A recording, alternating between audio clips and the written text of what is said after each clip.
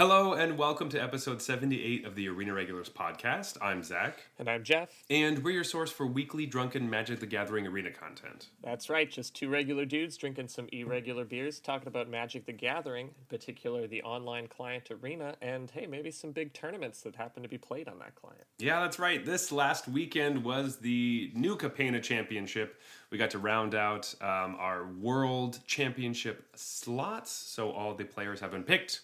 And we're going to break down the tournament a little bit, talk about some standard and historic. But first, each week we both bring a beer, we drink Jeff's, then drink mine, rate them on a scale of bronze to mythic, and choose the best for last. So with that, Jeff, what's on tap? Well, last week we kicked off our tap takeover of Collective Arts, had our good friend Ryan on the show. That was a lot of fun. And we're going to keep going with some Collective Arts brews. This time I've got Helly's Bach. It's a strong lager, and it's 7%.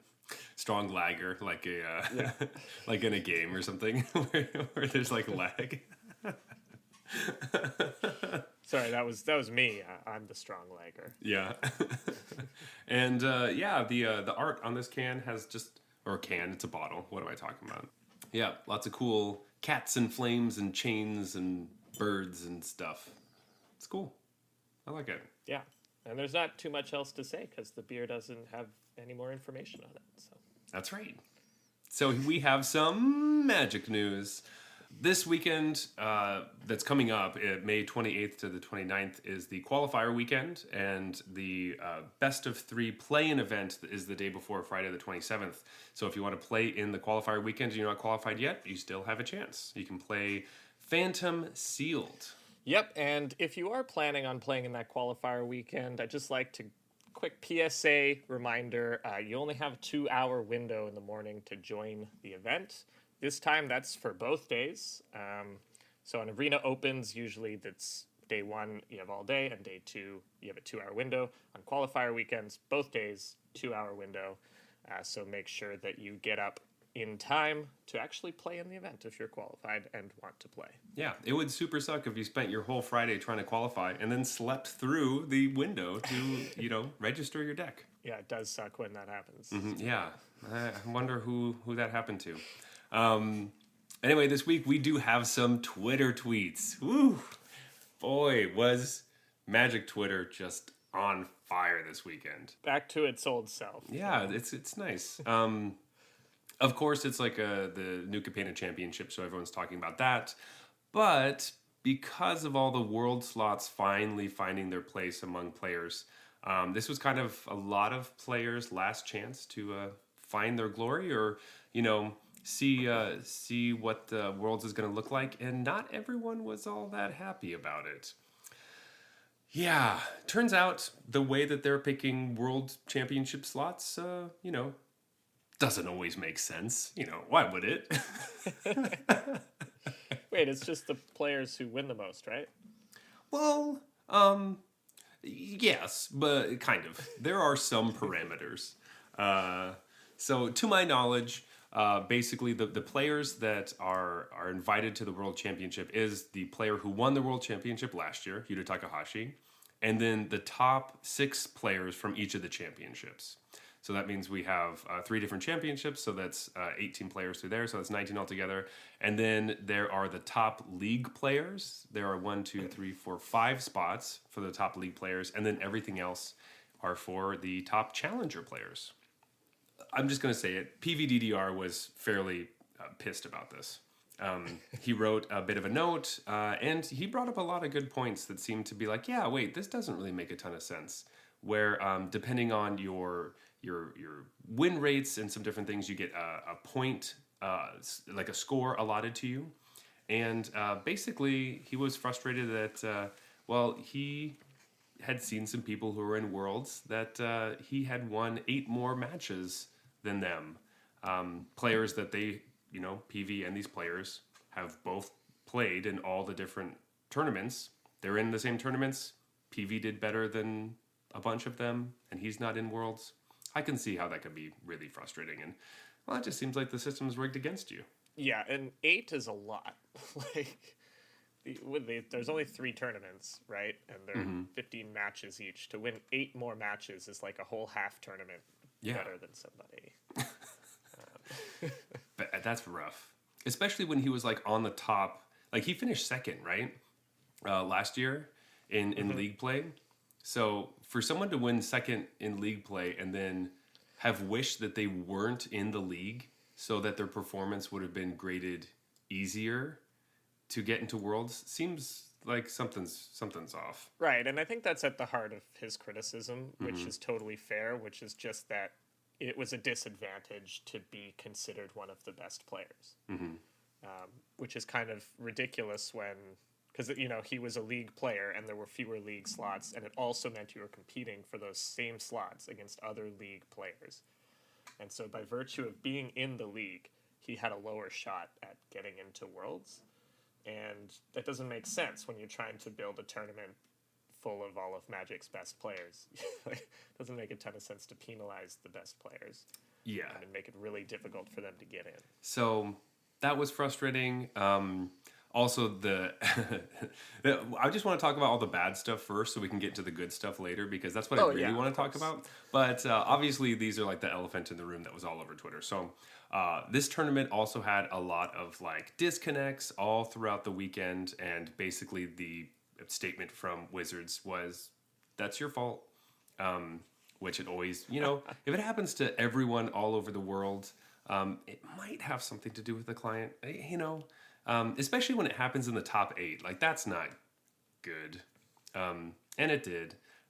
So that sucks.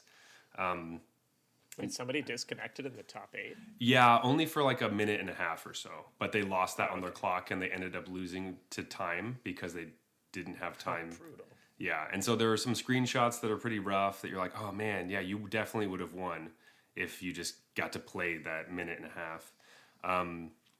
The first round of this tournament had 3 players who were awarded buys, which is weird. Yeah, so you should never have more than one. Yeah, because the reason to have one is that there's an odd number and everyone else gets paired. There's no reason to have 3. Yeah, they got one part right. They did have an odd number, so right. At least it wasn't 2 players. That would have been bad. Yeah, there's also some weird stuff from other tournaments where 2 players played each other, and through some weird disconnects, they were both awarded a win because of something, and that ended up changing who would be in Worlds or not. It didn't look great. But besides that, the gameplay, phenomenal. Yes, I enjoyed the tournament, and I just was kind of watching on my own. I didn't know any of this was going on.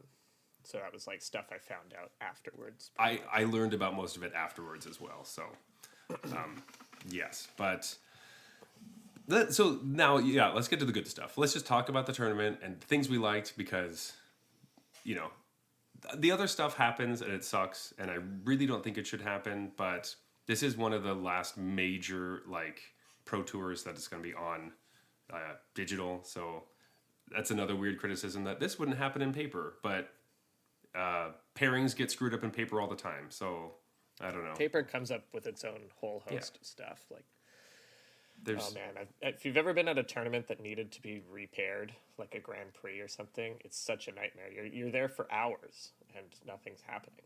Yeah, it sucks. And like, you have to, you know, slow play is a problem, which we don't have that on Arena, but because there's the rope at least. Anyway, let's not talk about that. I don't want to get into all of that. Maybe we'll do an episode one time about tournament play in digital versus paper. But we are going to talk about this tournament. And, you know, should we just like...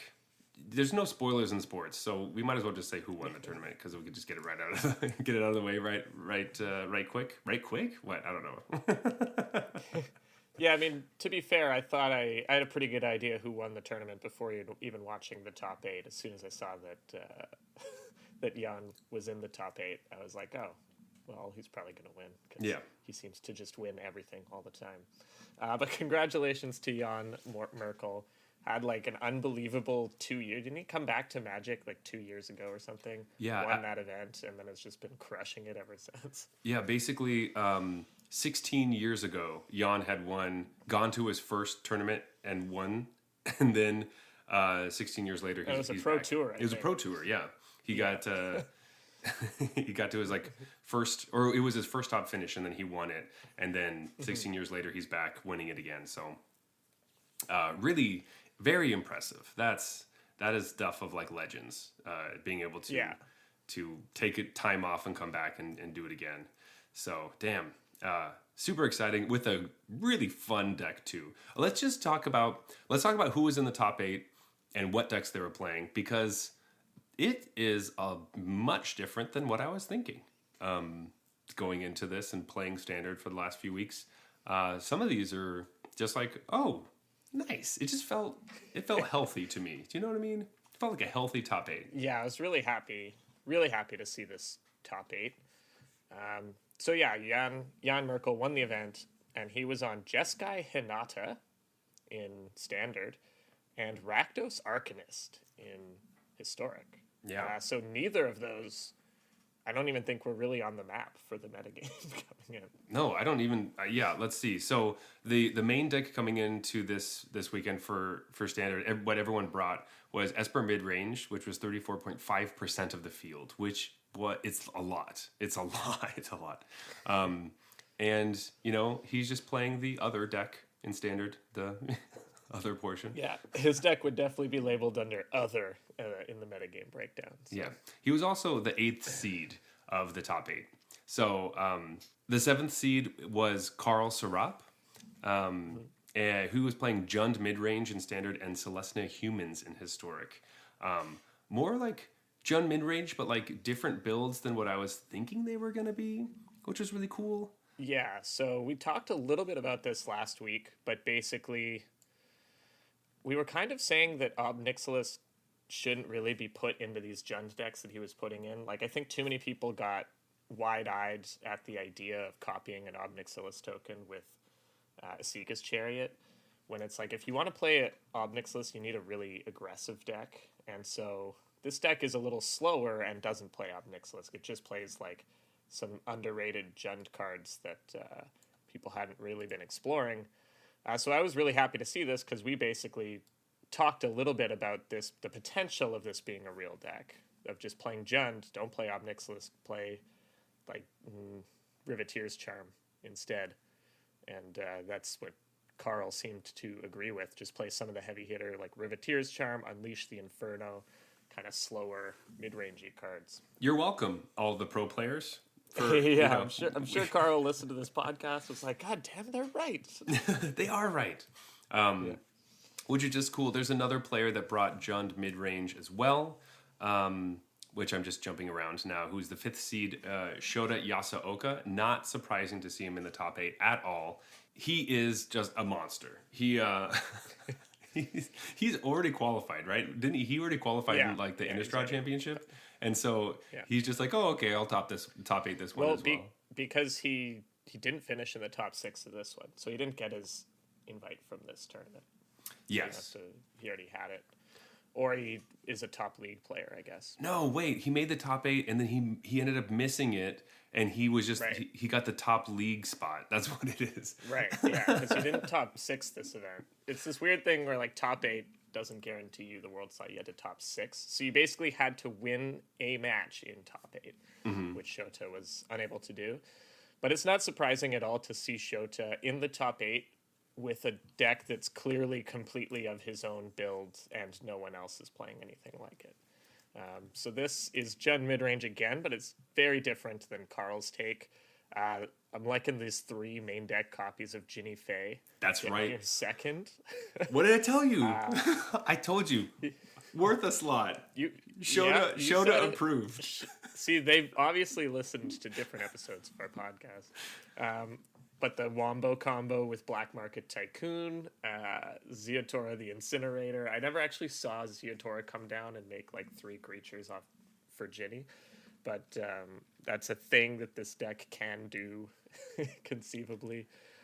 And just a lot of like classic Shota stuff. 1 Duress main deck, like 1 Ray of Enfeeblement to kill some of those white creatures that everyone's playing.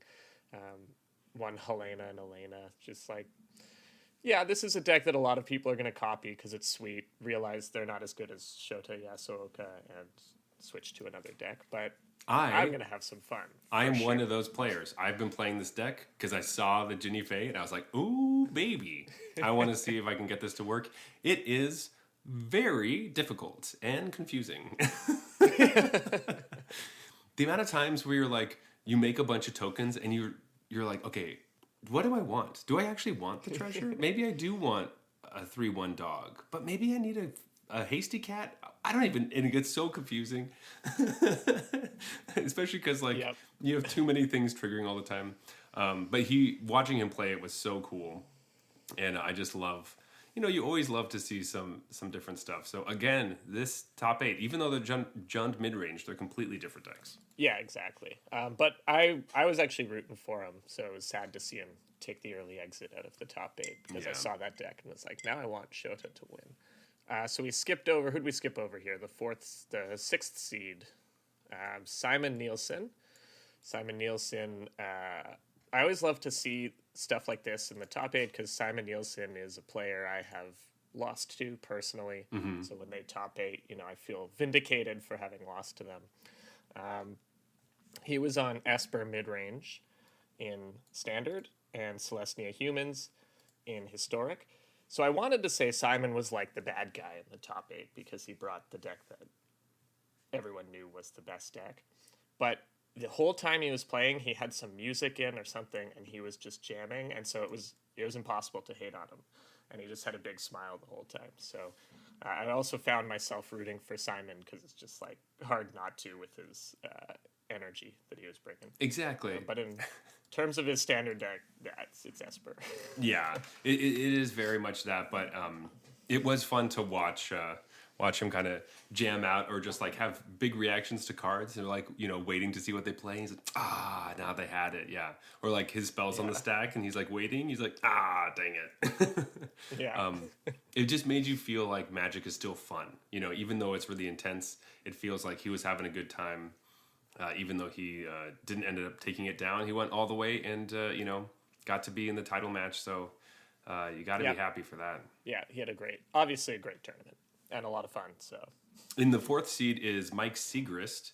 Always fun to see him here too, playing Grixis Vampires, which is like the Channel Fireball deck that a lot of people were playing. And I think Kai Buddha was playing it, and he had kind of mentioned like, it says Grixis Vampires, but it's really just a Grixis like deck. It's Grixis mid range, but I guess it has vampires in it, so you can call it that. But I mean. The big reason, yes, Kai, I agree with you. That does make sense. But when they were playing a lot of the lists were playing, what's her face? Specifically Kai's list, because it looks like Mike was, he is, Evelyn the Covetous. Evelyn the Covetous, yep. This is the card that's like, well, this is what makes it vampires, because all your card advantage is off of playing vampires, so... I think it's fair to call this deck vampires. I think it's pretty fair. It has, I know it has like 12 vampires in it, which I guess is Kai's objection. But hey, it has a Sorin. Okay, so we sort of like 13. Mm-hmm. And then that's still more rogues than rogues played. Yeah, so there you go. This was another deck that seemed pretty sweet. And I love seeing Corpse Appraiser just like do some work, man. That card's so annoying. Especially when you're using Fable of the Mirror Breaker to keep using it to just get more card advantage. You're just like, oh, gosh. Another deck that when I watched them play, I was just like, this looks like a deck that would be fun. Totally. And Corpse Appraiser is sort of like, a big part of it is just so many people are playing, 1-for-1 removal or stuff that it just gets its value on the way in and it dodges a few of the more common spells. Like, that's the big thing about Evelyn, I think, is that all of the most common removal spells are, or the most common one is Voltage Surge at the moment, which actually can't kill Evelyn because it has 5 toughness. And Ray of Enfeeblement. It's not white and doesn't have 5 toughness, but... Right, and then obviously the Vanishing Burst doesn't get it either. And so basically if you don't just like foolishly attack into the Wandering Emperor with it, it's very hard to get rid of because even Meat Hook Massacre, you got to get it up to 5 to get this thing off the table. You need some treasures or it costs a lot. You're going to wait too long and won't be able to get it. And you're hoping you have an Infernal Grasp or something, which a lot of decks have like a 1 of, so... This deck just looks like a really sweet metagame call Like they just noticed there was a lot of room like to take advantage of the removal suite people were playing. You know, Mike was able to do that to great effect. This is another one of those decks where it looked like, you know, a lot of these cards are in these Ob Nixilis decks, and they're just like not playing Ob Nixilis. So, spoiler alert, there's like no Ob Nixilis anywhere. Even in, Right. I mean, there's like obviously, so the deck you were talking about last week is like playing a very low to the ground Rakdos deck is really where it wants to be, and I think everyone agrees with you. Ob Nixilis is not worth Not it everywhere. Mid-range. Yeah, it's Not not, a one of mid-range these card. slow mid-range cards. Yeah. And I think they're, part of the issue is it kind of gets cleaned up a little bit too easily by Rafine. And so it's just like, it doesn't end up being that good against the particular card that was sort of public enemy number one. Yeah. And so I think as the metagame evolves around a bit here, aggro comes a bit more to the forefront. We'll probably actually see Ob Nixilis like rotate back in, but people were just super high on the card because it's obviously very powerful. It reads really well. Yeah. And then people were just slamming it into everything. Then they realized it was not that good in everything. We didn't have another Oko on our hands. And, you know, Magic community likes to overreact. So now Ob Nixilis is unplayable. Unplayable trash that can't believe Wizards even bothered to print. But you know, a week ago it was, can't believe they printed that, should be banned. But I think it'll sort of find a middle ground where it's just good in certain decks. Yeah. Which that brings us to you know, speaking of Esper, the Esper enemy, the third slot, the third seed was Zachary Keeney.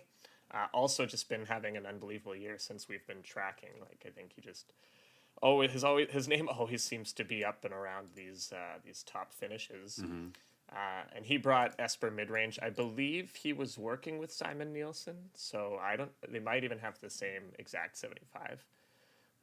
But those were the two players that brought that and top aided, and then Golgari Food in Historic. So Zach just likes to take the best deck, learn how to play it, and do really well. I guess that's kind of his MO apparently. Seems to be working well because he qualified for Worlds in the Innistrad Championship. So this was just, you know, extra.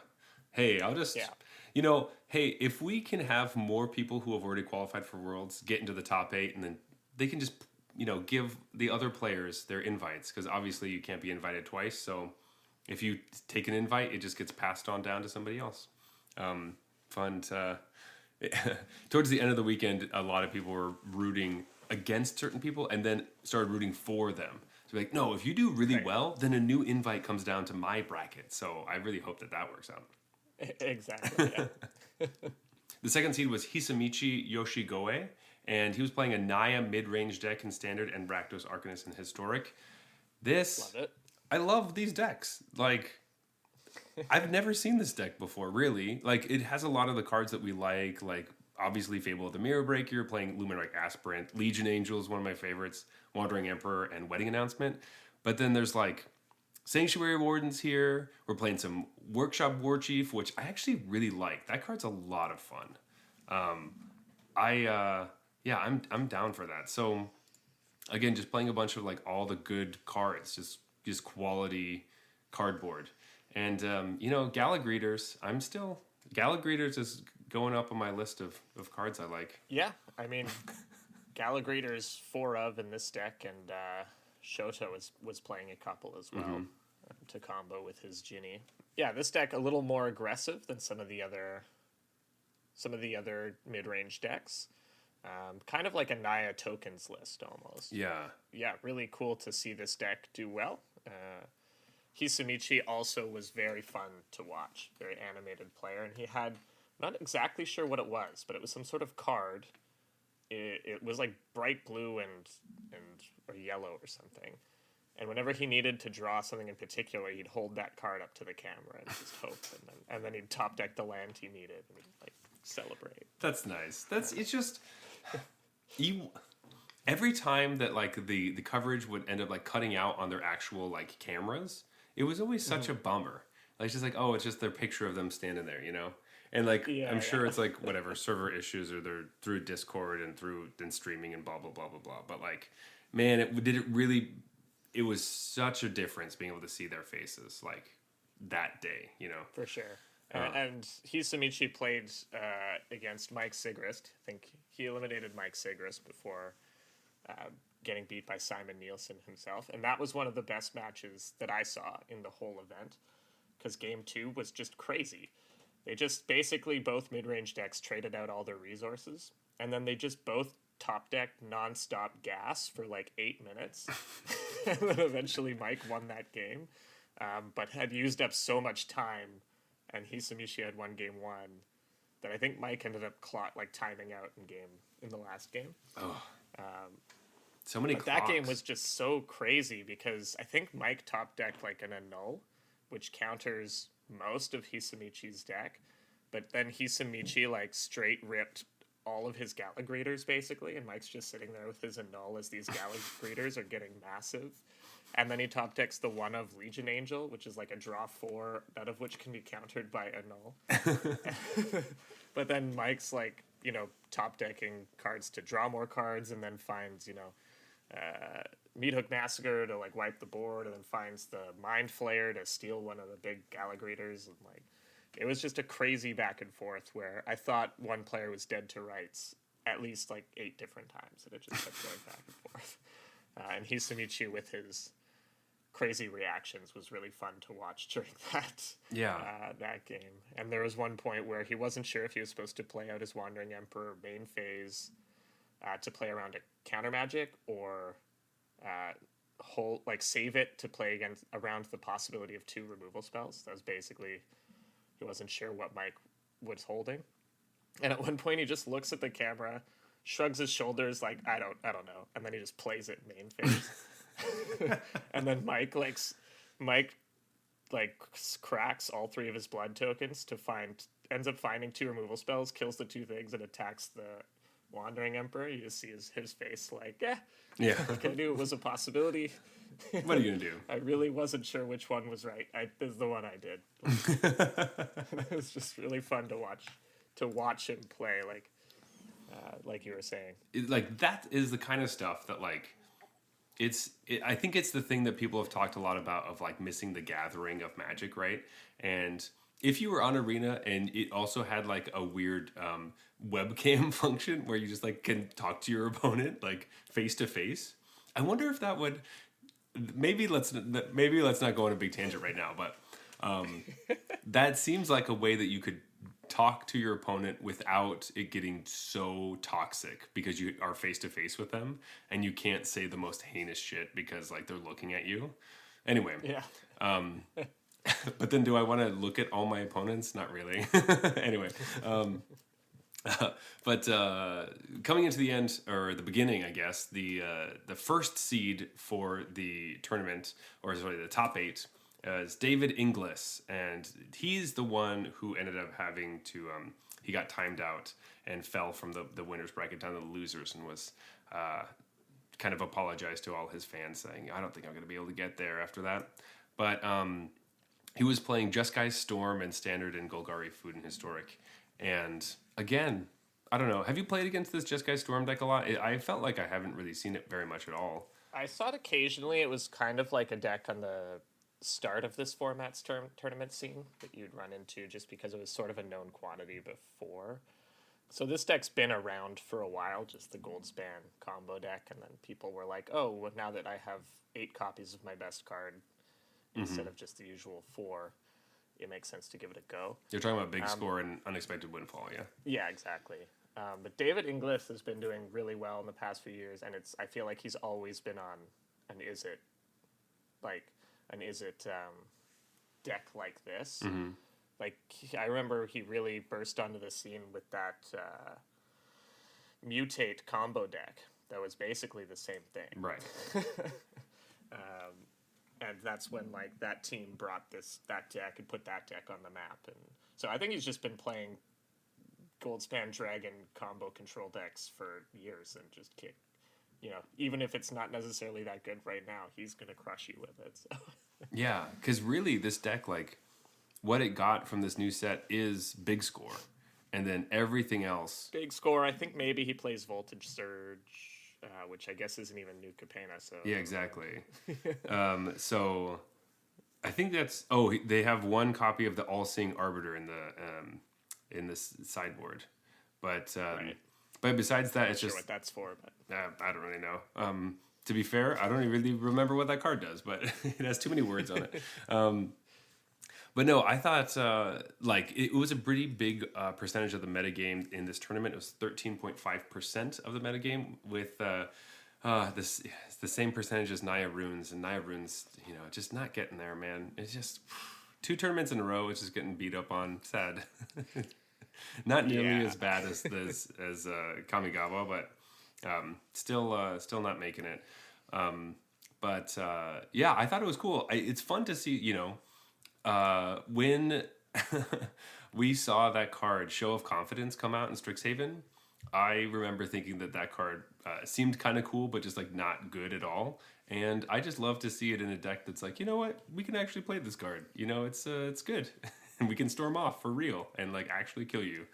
I like that. yeah, definitely interesting. I've seen versions that don't even bother to play it and just play straight blue-red, because once you really get going, you're going to get to play through your whole deck. But I assume it probably is better than playing like, the half-assed extra turn card there, because that's usually how they used to kill you, was that extra turn card that is like the worst one, but it's all you got. So.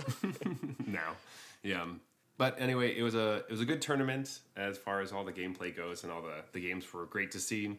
It's still fun to see all the players. So I really hope that we get some really good coverage of these Paper Pro Tours now that we're going back to them. And I am excited for the World Championship, even though it might be like 6 months away or something. So by the time it rolls around, it might feel a little stale or weird. But I'm still excited. We might have to draft players for just the World Championship every year. Who knows? Yeah, we could do that. That might be a little bit more I don't know, feasible. Yeah, so you talked about the breakdown a little bit in Standard being mostly what we expected, with the exception of this blue-red like combo deck. Mm-hmm.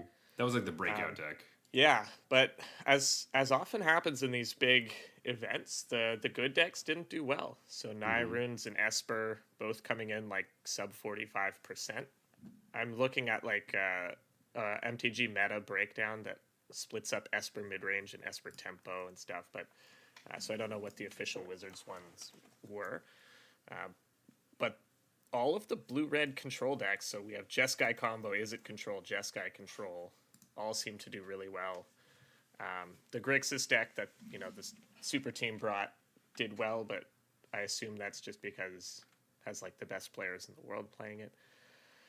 But essentially, Naya Runes, like you said, got dunked on, and then Esper also didn't do that well, and Esper is sort of considered the top deck to beat. So this just goes to show that the meta maybe wasn't as soft as some people were complaining, that that it's a mid-range, because it can happen when it's a mid-range fest. Mid-range is the best thing to be doing. Then there's just going to be a best mid-range deck, but it seems like that's just not really the case.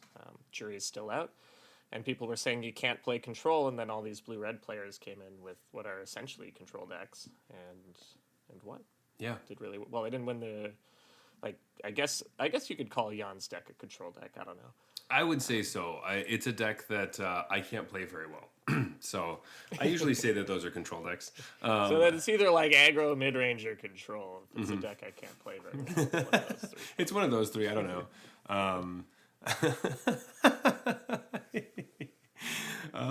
But yeah, like we didn't talk a ton about Jan's deck, and he's the one who won. But it's the Hanada combo stuff, which hey, I just want to say, of that deck, whenever I play against it, the card I hate the most is March of Swirling Mists. That card fucking sucks when you're playing against Hanada, because it doesn't fucking matter what you got; they're just phased out all the time. Yeah, and it's like 1 mana, right? It's 1 mana, phase out how many targets you want. Yeah. which usually is like everything, to be safe. But I feel like if I played this deck, I would just draw a bunch of like March of Swirling Mists, and I would just be stalling, durdling for time, not really accomplishing that much. Yeah, yeah. So it's definitely that's something that can happen. Yeah, I think the only thing to call out, this top 8, it seems to justify, something we've been saying for a while, that Fable of the Mirror Breaker might be the best card in Standard. And boy, were there a lot of Fable of the Mirror Breakers in this tournament. A lot. We didn't count, but we're thinking it's just about the most copies you could have. Yeah, so there were 2 Espers, so I'm assuming that it's 20. What would that be? Like 32 minus 8, so 24, because there were 6 red decks, and I'm sure that the 6 red decks all played 4 of the Mirror Breaker. Yeah. But I also want to say, if they were playing a red deck in Historic, I think these Arcanist decks are probably playing a few copies. The top 8 might have had like 40 copies or something. Yeah. So anyway, woof. Yeah, it's a lot. But anyway, Jeff, another championship down. Worlds is on the horizon, but we still have a chance to be a part of it this weekend. I won't have any time because I have to work my freaking job, but hopefully all of you out there can get into this qualifier weekend and you can qualify for a pro tour, and then maybe you'll be in the World Championship. Who knows? Yeah. Good luck. You could be one of those challengers that wins less games than PV but still go to Worlds. Yeah, that could be you. That could be you. This is a good thing for us. It's a bad thing for PV, but it's a good thing for us. And then you'll do well in that Worlds event, and then you'll see what PV means about how hard it is to get there after you've made it. I just wanted, before we hop on to Beer Break, get into Historic and all that, just wanted to end our discussion of top 8 and Standard in this event with a couple of funny stories that I heard during the broadcast about the players. Okay. So apparently, Jan Merkel was sure that he did not make top 8 and was in bed when his mother-in-law, who was watching the stream, informed him that he made the top 8. And so he had to because one of the things about these events, they're kind of intended time-wise for Americans. Like I remember Shota Yasuoka, it was like 5 a.m. for him when he was playing the top 8, and he didn't even make it that far. It could have been even worse. Mm-hmm. So I don't know what time it would have been in Germany when they were announcing the top 8, or if this was like the same night or like the next morning when he had to actually play or something. But yeah, apparently the winner of the event almost slept through the top 8. Oh, that's amazing. See, it can happen to everybody. It can happen to anybody. That's right. So, Jan, I think you owe one to your mother-in-law there on that one. And the other funny story was how Hisamichi qualified. Apparently, he had no idea he was playing in a qualifier. He just wanted to play Magic that weekend, and he put together his Naya deck and jumped into a qualifier tournament. And then he won the whole event, and everyone started like congratulating him on Twitter and stuff. And he was like, "For what?" And they're like, "Well, now you're qualified for the new Capenna Championship." So then he had to like change his plans and play in this tournament because he didn't realize that he was qualified for it. And now he's going to Worlds. Yeah, he's going to Worlds. I hope he knows he's going to Worlds now. Yeah, someone should tell him to be safe. If you can, tweet out to Hisamichi just to tell him, hey, you're going to Worlds. Just take off that week. That's so funny. Oh, my God. And apparently Hisamichi's only been playing Magic for like 2 years. That's crazy. I can't. Yeah. That is insane. I just don't see... Like, there are a few Japanese players that have done that. Mm-hmm. Oh, my God. And just love to see him, do it with his own deck list, too. That just makes it that much better, Because that's like the dream. The person who just plays Arena, builds their own deck, jumps into a random tournament. Next thing you know, they're qualified for Worlds. That's like the dream that Arena is selling to you. And it happens. Hisamichi took them up on it, yeah. That's really what is telling you that you should play this weekend, because holy moly. Yeah. But yeah, I thought those would just be some fun stories to end on before we dive into Historic here after the break. Those are great. I didn't hear about either of those, so I'm so happy you shared them with me. And with that, let's go to a beer break. This beer break is brought to you by our patrons over on Patreon. That's right. You're already supporting the show just by being a listener, but if you want to support the show even more, the Patreon, well, that's the best way to do that. And when you become a patron, you get an exclusive invite to our after party, which is a mini episode recorded immediately after this one, where we, talk about some other stuff. Plus, you get to vote on which one of us should be in the World Championship over Paulo by buying either me a beer or me a beer. So go to patreon.com/arenaregulars to vote on who you want to see in the World Championship.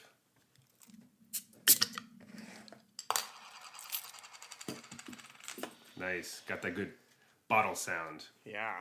Speaking of which, what we got? This is Collective Arts Outer Edges. It's their Polish potato pilsner. It's 5.2%. And it has a picture of like a sad woman on it who's thinking about something. It's kind of like a crude. It's not very crude, but it's like a. Oh, I guess it's like a woman who may also be a clown that has very long eyelashes and like rosy cheeks and is crying. And then there's this bubble next to them that seems to have a bunch of like hash marks on it. That's an apt description. Yeah. Yeah, I don't understand what that means exactly, but potato pilsner, that sounds cool. Do you think she's upset that there's potato in her pilsner? Oh no. Is that the message? She's upset that she's not drinking this potato pilsner. That's what it is. I see, because she can't because she's on the bottle. Mm-hmm. She will never get inside of it. Wonderful. All right. Must be it. Let's talk about some historic and the historic metagame for this tournament. Oh, well, I want to say that historic has changed just immensely, and New Capenna just changed the whole landscape, and historic's a new world. But I can't, because everything seems to be fairly the same. Yeah, and I think some people were probably listening to our top 8 when we were talking about a wide array of deck lists, and then they're like, wait a minute. I've only heard like 3 different historic decks there, or 4, I guess. But we may have forgotten to say some of the deck lists that our top 8 played, but that's okay. I know I did, but no. If they could just, we assumed that they already knew. So if you didn't hear us say it, it's because it was already listed previously as one of the top 8 decks. Yeah. See, there you go. So.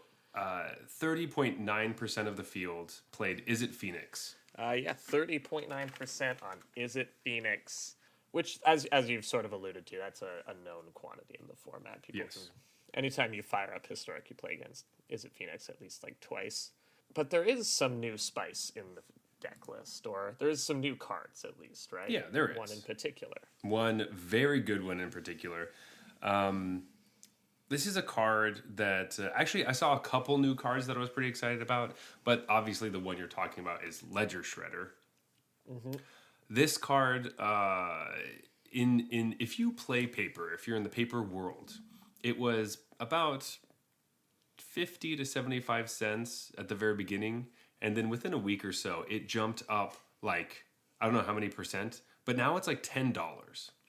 That's how, like, in like a couple days span, everyone bought this card. It is. I think on Magic Online, it's like $50 or something. That's insane. People are joking about how in Double Masters there should be a Ledger Shredder reprint because this card, like, it's insane. Lucky for us at Arena, we don't have to worry about reprints or any shit like that because everything costs the same. Fuck yeah. So if you don't remember, Ledger Shredder is the 2-mana 1/3 flyer that whenever a player plays their second spell, it connives. Ugh. I remember this card getting some hype when it was previewed, though, so I'm surprised to hear that it came out the gates at like 50 cents. But they previewed it on like a preview stream or whatever, and I remember the chat just going wild at this one. But then again, they go crazy about everything. So Yeah, it's oh my god, the full art lands look amazing. Which, to be fair, they usually do, but like, oh my god, this counterspell that gives your opponent 2 treasures. That's busted. yeah, that's the one where if that happened, you'd be like, what the fuck is going on? Yeah, so Is It Phoenix topped out the percentage of the field. It doesn't look too different, but Ledger Shredder is sort of a big part of it. Kind of taking the like Sprite Dragon role. It used to be these decks either used to like play Sprite Dragon, or some of them decided not to, and you know there's this whole debate. And I think Ledger Shredder is just ending the debate. It's like, play this one if you want another creature in your deck. Yeah, because the thing about Ledger Shredder is that like it does Dragon Rage Chandler's job as well as the Sprite Dragon. So like if you end up not having a Dragon Rage Chandler, like when you're playing, if you're just playing your deck the way that you want to play your deck, which is play a bunch of spells, you're going to be dumping stuff in the graveyard, and you're going to get your Delirium on if you need that for your Dragon Rage Chandler, or you're obviously going to be putting Arc-like in your graveyard. So I don't know. It just does everything you want, and Sprite Dragon was just there as like a backup plan almost. That was like, hey, I get big, and that's about it. Right, and Sprite Dragon always had a window where it like gets Lightning Helixed or whatever, and this one doesn't. It doesn't have haste, obviously, but I think generally it's just a straight upgrade for the deck, and a lot of the pros felt like it was already one of the best decks. We've spoken about this a few times on the show, but these types of decks that lend themselves to making a lot of tough decisions, pros tend to gravitate towards those because they get a bigger edge out of playing a deck like this than, you know, if I just picked it up and I haven't really played it before. So these decks are always kind of overrepresented in these types of tournaments. But yeah, I think it was sort of no surprise. Is It Phoenix, I think everyone knew was probably the deck to beat, and it was the deck to beat at 31% of the field. And the next deck, of course, is going to be Golgari Food, 17.9% of the field. So drastic drop right after 30.9. But it's still... This was the shocker for me. I thought this one would have been a lot closer to that number 1 spot. And woof, it didn't, you know... It's just crazy to see like how many people wanted to play Is It Phoenix. But like, in my mind, most of the time, I think the Golgari Food matchup are just like... just so annoying and rude. Like, it's the one I'm always hoping I don't have to play against. I'm like, please don't be... Like, if I play Historic, I'm like, please don't be the food deck. I don't want to play against that. Where I am... I'm just ready for Phoenix, so... If I were qualified for this tournament, there's basically no chance I don't bring Golgari Food. I think that, to me, that's just the best deck in the format. It's just, like, every card costs 1 mana. It's so stupid. Yeah, it's great. And Cat Oven is a dumb combo to have. That I think the format would just be better without Cat Oven in it. But if they're gonna let me play Cat Oven, I'm gonna play Cat Oven. And so, yeah, I would have been on Golgari Food, or more realistically, I would have like talked myself into playing Rakdos, which is just a worse version of Golgari Food. But yeah, it's just like every card is so good, and it all costs 1 mana. This would have been my choice, which is kind of probably why I say I'm just so surprised to see it at only 18%, because you know, people like to say you can hate on it, but you can't really. It's not as easy as it seems. Like, Graveyard Hate is not good against the cat. It's not really, unless it's like Rest in Peace, but that's committing a lot to beating 1 card in the deck. It's like the best card against this deck is Culling Ritual, which is the card you play for the mirror. So, right, you know, exactly, yeah. You have to play this deck to play the best card to beat this deck. So, yeah. The next most popular deck is my favorite. It might not be the best, but it's definitely my favorite. Zorius comes in at 11.7% of the metagame. How does this deck beat Food? That's my main question. That's the thing. Like, that's why I hate it. I feel like the block sacking is just so annoying against like Azorius, because lifelink no longer matters. You have to somehow make them have trample or flying. It's usually the thing is you have flying or you play the 2 mana one that makes it so they're unblockable. But Because flying isn't even a shoe-in when you have the goose. yeah, exactly. Goose like Luris thing. The problem with auras against this deck is that they once again are playing Calling Ritual, which also fucks up auras. So like It's like, oh, thanks. I put this in to beat people who brought this same deck as I did, but I guess it's also really, really good against you. Yeah. Yeah, that's nice. So you can usually you can cheese them out sometimes, but like if the game goes too long, which most matchups for auras, if the game goes too long, you lose. And this one is really good at doing that. So, ugh. Right. It's kind of similar food and auras in the sense that both can like operate on 2 lands. It's all 1-drops, but food is the long game. Like they'll win almost any log game, and auras has to win quickly. But people love auras. Like auras always comes up with a higher percentage of the field than I think they will in these tournaments. Like people just enjoy this style of deck. It's so fun. It's so fun. Too bad runes and auras did bad in this tournament, but I just want it so that nobody plays it, and so then it like comes out of nowhere and then wins something. I remember a brief window when auras was the best, probably the best, or at least tier 1 in Historic. I also remember that time. Oh. It's a brief 2-week window, but it was. I remember it because this phenomenon you described, where you're like hoping it's not food. I remember queuing in and hoping it wasn't auras. Because I just played decks that tended to have a hard time with... It was like a lot of spot removal type decks, and I really hated having to always worry about Karametra's Blessing or whatever. Oh, I love Karametra's Blessing so much. Anyway, sorry. I talk too much on this podcast about how I like Azorius, so let's go to another Azorius deck. Azorius Affinity is 9.4% of the field. Which I think if you want to play an Azorius aggro deck, this would have been my choice. But yeah, Affinity. I think it's also fun. Like, if you can play Esper Sentinel, no matter what, like, I'm just going to have a good time. Like, I love Esper Sentinel, so... Sometimes this deck just messes me up, man, when I play against Affinity, and then I'm like, ugh, I can't tell if your deck is good or not, because sometimes you mess me up, and sometimes you don't really do anything. But that's just, I guess, what Affinity sort of always like. Because they need a bunch of stuff to make their deck really good.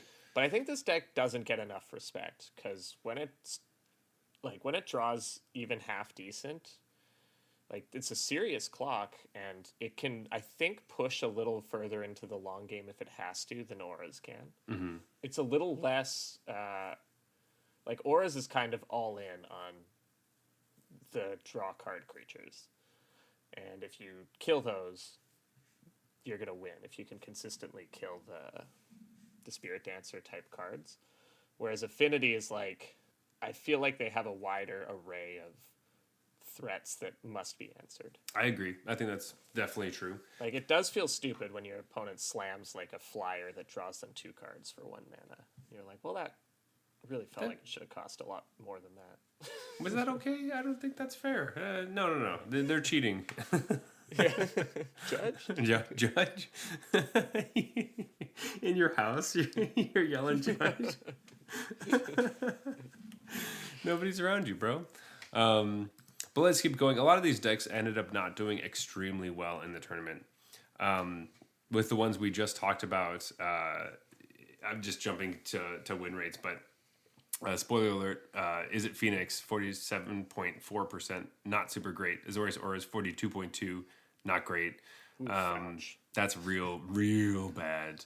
But Golgari Food was 56, and then Affinity is 54. So those are, obviously you want to be above 50%, but like through all the decks of this weekend, like after that kind of grouping of stuff, we start to go off, we get Arcanist, but then like the real ones that ended up performing really well, as usual, not that many people brought them. So, that kind of like skews the numbers a little bit, but it is a deck that like it's playing great cards that like are great in alchemy. They got like nerfed a little bit, so people stopped playing them maybe. But Celestia Humans, like any green-white deck, ended up being amazing. And Celestia Humans and Celestia Enchantress, which really makes me mad because how does this white-green deck do better than the white-blue enchantment I guess deck? it has one more of the Enchantress cards? important cards, right? With the and a much better one because that card's better than SRAM by a lot. You shut your dirty mouth. No, I know. But it costs 2 colors. It's so much better if it costs 1. Anyway, Temple Garden, man. Temple Garden. the card I was talking about is Inquisitor Captain, of course. Still really good. Still strong. Still does work. Got a couple decks into the top 8. So Yeah, no, this is where I would sort of prefer, like, or not prefer. It'd be cool to see a win rate matrix like we used to get. Because I can't imagine Celestia Humans ever beating Golgari Food. I don't know how you ever lose that matchup from the food side. It's just a dumb creature deck, right? So I imagine that Celestia Humans was built to kind of pick on Is It Phoenix? Because like Thalia, all this stuff, it's traditionally very, very good against spell slinger type decks. But I don't see how you beat the food deck. The food deck just eats creature decks alive. So I think this might be, my hypothesis would be that there's just not that many Celestia decks here, and they did a decent job of dodging food because food showed up at only 18% of the metagame. So I think the people who took these decks made a bet that there was going to be a lot more Phoenix than food, and were rewarded for making that bet. yeah, because it becomes really rough when your collected company deck and Inquisitor Captain start wanting to play like Portable Hole and Tormod's Crypt and like Unlicensed Hearse when you're like, okay, well, I gotta do something about this graveyard stuff / get rid of ovens and everything. And like we mentioned, that kind of stuff's not even that good against food, right? Yeah. Like, it's so hard to hit a cat with an unlicensed hearse style of effect, because if the food player has a food, Then then it doesn't work. yeah, So if the food deck has a food token, is not like that being their way out is not a place you want to be. you have to hope that they screw up basically. Right, and also not a place you want to be in the set championship tournament. That's just hoping your opponent doesn't understand how the food cat Exactly. There's just like no way that that's gonna happen. Like right, yeah. Like I'm playing against David Inglis. Like I'm just not gonna expect him to mess up. exactly. It does look like the Celestia Enchantress deck is playing like 9 lives Rest in Peace stuff. So it's and like the Solemnity 9 lives combo, which is definitely not the type of deck that I'm interested in playing. So, but does that beat a cat? Because the cat makes you lose life. it does not. Ooh. Right. So I just don't see how you beat the food deck. And I think I know the Meat Hook Massacre also makes you lose life. So it doesn't really care about 9 lives. I don't think. Yeah, I guess it's. Of course, the cat deck doesn't care about 9 lives. Come on. Yeah, it's really just like that one main deck Rest in Peace that they're hoping to draw, and Solemnity helps a little bit against the squirrels, but like, yeah, I think you're right.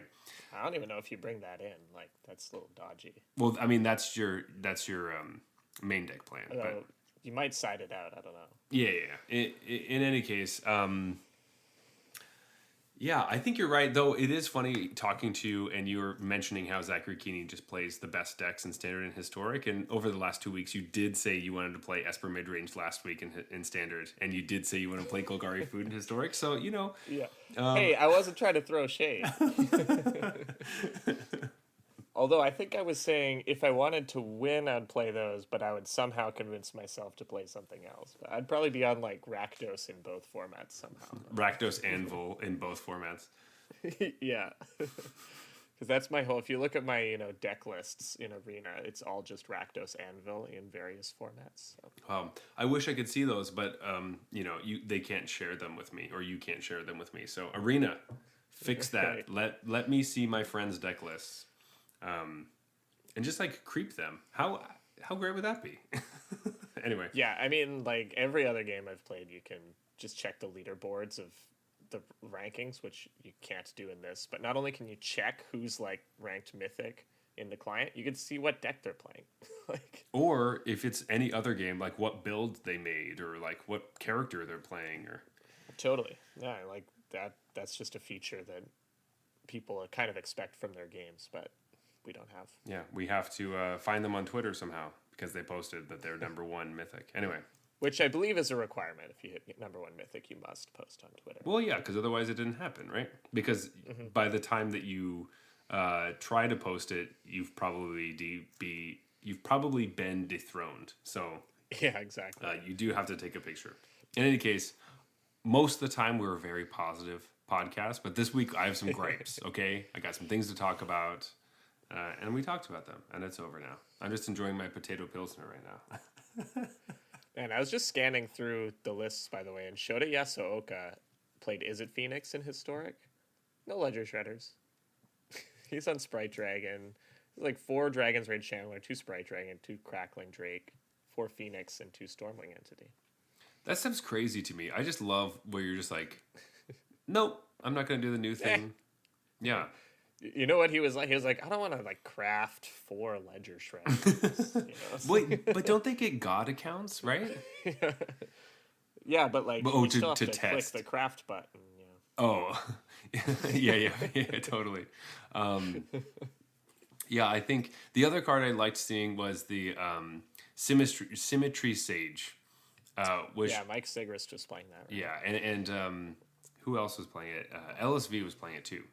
And they're probably on very similar lists. I think they're being tested together. Yeah, I think they're probably very much the same. But it was just fun to see that card do work because anything that has counters, it gets really buff with that, specifically Ledger Shredder. So there are a few games that are just like, oh yeah, I don't need anything else. I'm just going to kill you with Ledger Shredders and Symmetry Sages and fuck you. And I do enjoy those kinds of things where it's like, yeah, this isn't the main point of the deck, but it happens to also destroy you. So it's like if you get to kill somebody in auras with like a selfless savior. And it works with the channeler too, right? Like it would make it a 5/5 because the delirium gives it +2/2. Yeah. Anyway, Jeff, because of this tournament, do you feel revitalized to embrace Historic more since we haven't played in a while? No. All right. That's what I thought you were going to say. So I was just, wondering. I want to be hyped. And it was cool to watch. But I still feel like I'm more interested in playing Explorer as far as like just because it's so new. And if this format was wildly shaken up or something, I'd probably be jumping in. But the fact that it feels like I'm mostly going to play against all the same decks that I'm used to, I probably won't jump in until it gets shaken up again this summer. Which it will. We're talking about how boring it is right now, but once we get into July, it's there's 250 plus cards just going straight into this thing. So, and to be clear, this is like a totally healthy metagame. Yeah, right? It's like, okay, so there are 2 top decks. One of them was more than the other, but didn't end up doing well. So who knows how it's going to come out of things. And then like 4 solid, next runner-ups that all around the sort of 6 to 10% range. That's a totally fine metagame. So when we say boring, we don't mean like it's in a really bad spot. It's just that it's the same as it was before. Yeah. So if you are enjoying it now, love it while it lasts. I feel like they are gonna do something. We haven't seen. So Baldur's Gate. We don't talk about this in Magic News because it isn't really pertaining to us that much. But Baldur's Gate previews are happening right now for Commander players. The only reason we aren't really mentioning it is because I know when they bring it to Arena, they're going to rebalance a bunch of cards for 1v1 instead of like Commander stuff. So a lot of the cards we're seeing right now could easily not have anything to do with us. So Right, it's hard to just speculate on what changes they're going to make, because every time we try to speculate on what cards they're going to nerf in Alchemy, they make them better. they do something. So we'll see what happens with that and everything this summer. But I thought Standard was completely solved, and turns out it's not. It's so cool. I was just this tournament went very differently than what I thought it was going to go, and I'm just really happy with how everything is right now. Yeah, I'd say I was more inspired to play Standard from this event. Historic, actually. Absolutely, I've been playing a lot more Standard, so. Because I thought Standard would be the same as it was before, as I thought it was, and Historic might be different, and it was actually the opposite. Yeah. Yeah, maybe we should have started with that. That sounds like a really good take. Perfect. Anyway, Jeff, do you have any last thoughts for Historic before we move on? No, just I guess the only decks that we didn't talk much about are blue-white control decks, which have sort of been a part of Historic since its inception. People played them.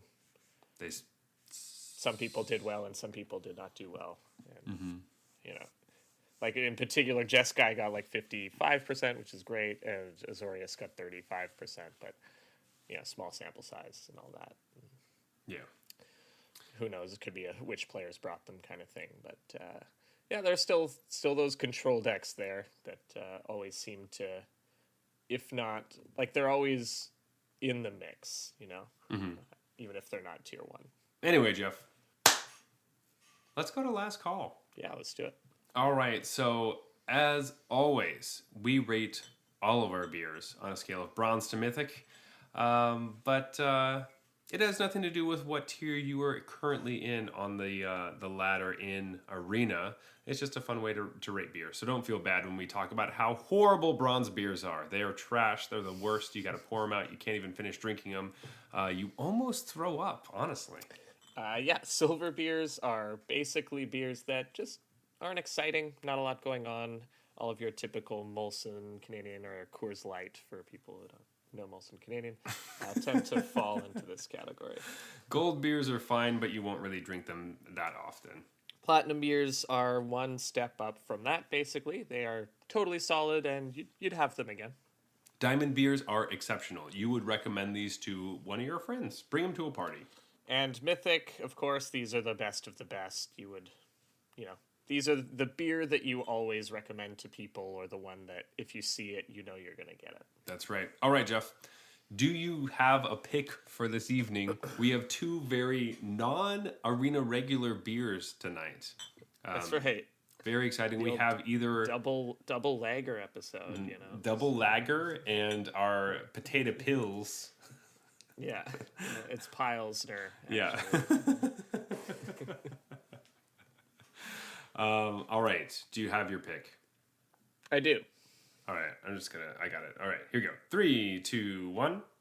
Potato pills. Outer edges. I was just going to say potato pilsner. It's like, wait, I think the beer had a name. Yeah.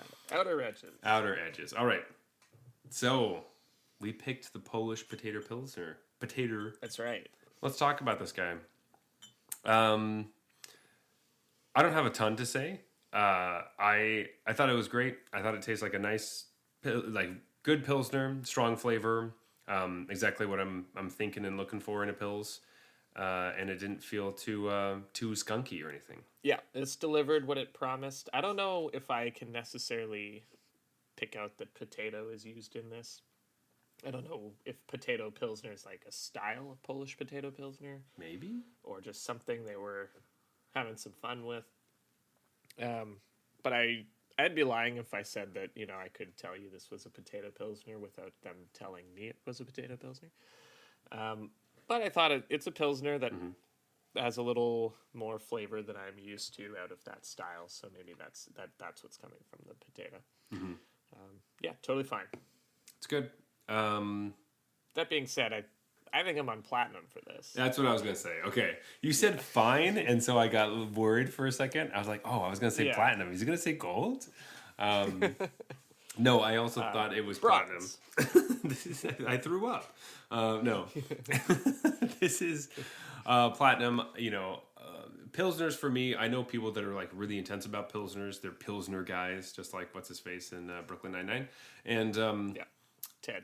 I am not one of those people, but usually Pilsners are something I'm like can be hit or miss on, and this is a hit for sure. So I like it. Yeah, I'd say that's fair.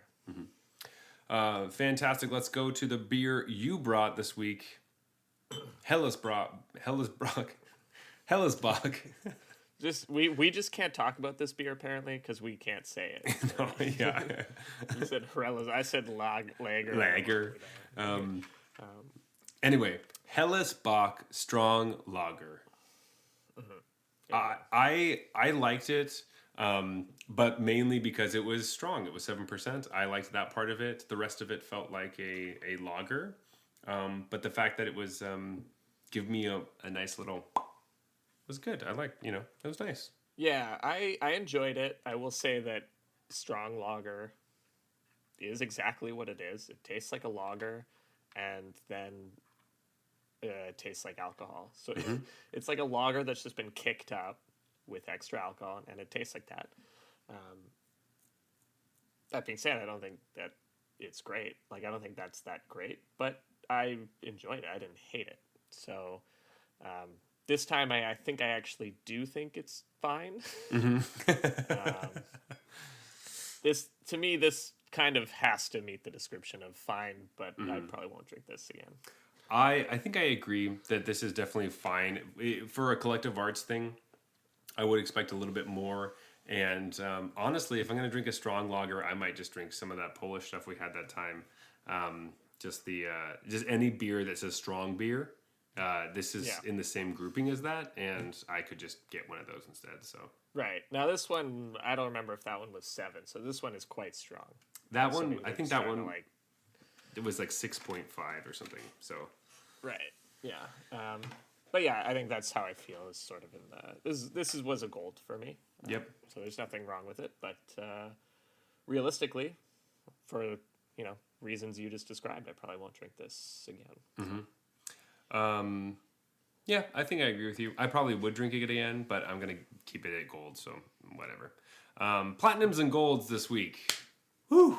Low scores for collective arts. Low scores for collective arts, but higher than I was thinking for these styles, to be honest. We do try our best not to only pick the styles that we like over and over again. And Pilsners and lagers tend to be ones that we're not really most fond of. So, hey, we do it for you, That's right. It is closing time, Jeff. You can always find us at Arena Regulars on Twitter and Instagram. You may also see us on MTG Arena playing some of the sweet new decks we saw this past weekend under the username Arena Regulars Podcast. Give us a sticker. If you want to talk to me personally, you can find me at Zulberg, that is Zeulberg on Twitter and Instagram. But Jeff, where can they find you? I am on Twitter. I am at Blues Brews MTG, BLUESBREWS MTG. Also, please leave us a review on Apple Podcasts, on iTunes. Follow us on Spotify and give us a review there as well. Go to our Patreon. Vote to see if you want us to be on the World Championship or whatever. That's not going to happen, but maybe we'll talk about it at some point. Maybe you buy us a couple beers. Anyway, we love hearing feedback, even the ones that seem to be not so nice. We're looking at you who don't like our beer content. But they've already stopped listening. Yeah, all criticism and compliments are welcome. We just want to make the show the best we can, so we'd love all the feedback we can get. This has been the Arena Regulars, reminding you not to sleep through the tournament this weekend, because if you don't, you just might win it. Good night.